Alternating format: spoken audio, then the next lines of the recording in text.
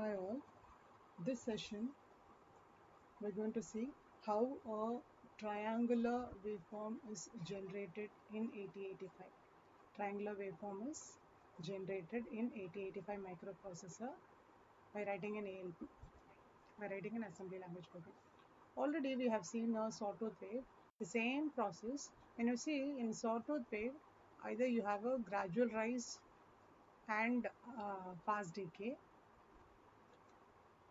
and fast decay. But in triangular, you have a gradual rise as well as gradual decay. So slow rise and slow decay.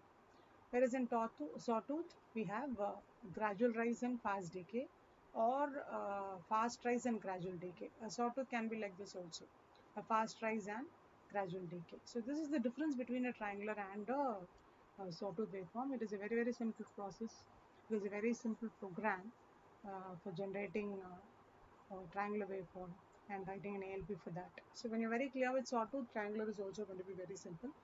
The first few lines are going to be like how we have written for your triangular waveform. So let's see here. So if you see here, it is we already wrote MVI comma 0 That means it's starting at minus 5 volts. So we say that it is equal to minus 5 volts. So it starts at minus 5 volts. So this is our we are writing, and we are outing that value. So out that value through the port address C0.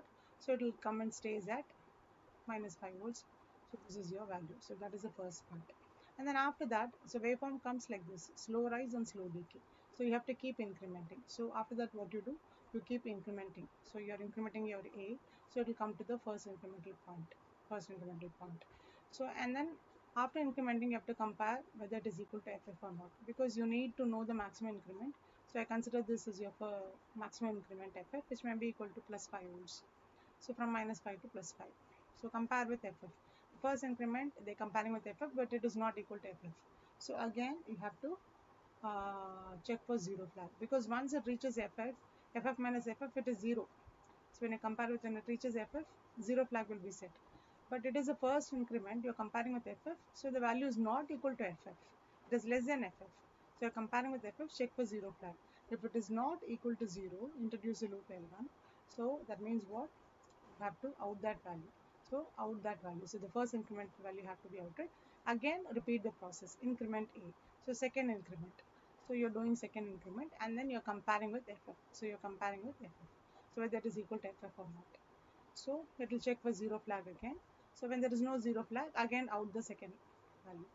Again come to third value. For example, of the third value, now this is my third value. So you have incremented comparing with FF. Now it is equal to 0 because it is equal to FF. So zero flag will be set. Once zero flag is set, you have to out that value through the port of the same out. So it will come to this point. So this part, the gradual rise is being traced. It will come to this point. You have outed that value.